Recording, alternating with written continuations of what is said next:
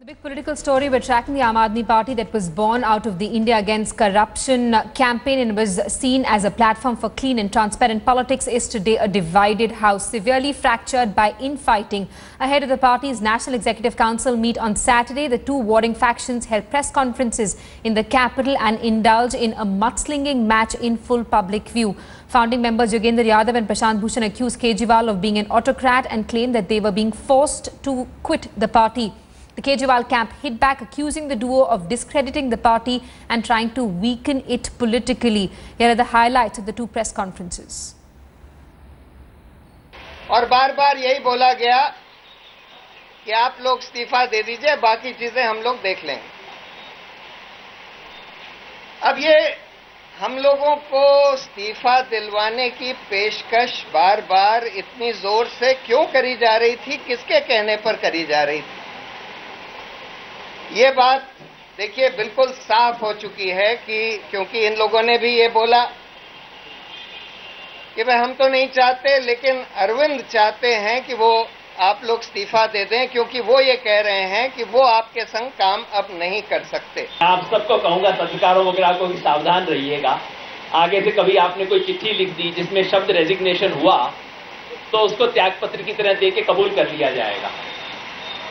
शायद हमारे साथी समझते नहीं है, एक कंडीशनल ऑफर टू रिजाइन, यदि ये हो जाएगा तो मैं त्यागपत्र दे दूंगा, और ये कहना कि ये मेरा त्यागपत्र लीजिए, इसे स्वीकार कीजिए, इन दो में बहुत अंतर होता है, आप सब जानते हैं। कि कृपा करके कार्यकर्ताओं को बीच में बार बार लाकर देश की जनता को और कार्यकर्ताओं को गलत सूचनाएं देना बंद करें। हम लोग गंभीर प्रयास कर रहे थे कि ये परिवार बचे।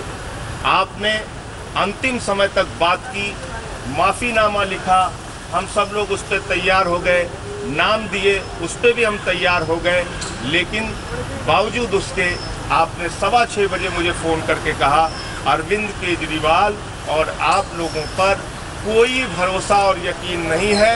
हमारे साथियों को और खुद योगेंद्र भाई ने कहा कि मुझे भी भरोसा नहीं है। इसका तक 10 दिन से जो कवायद चल रही थी, जो प्रयास हम लोग कर रहे थे, और ये जो हाथ से अपने उन्होंने ये माफीनामा लिखा, ये सब झूठा था, ये गलत था। हमें कोई एहसास नहीं था अपनी गलतियों का।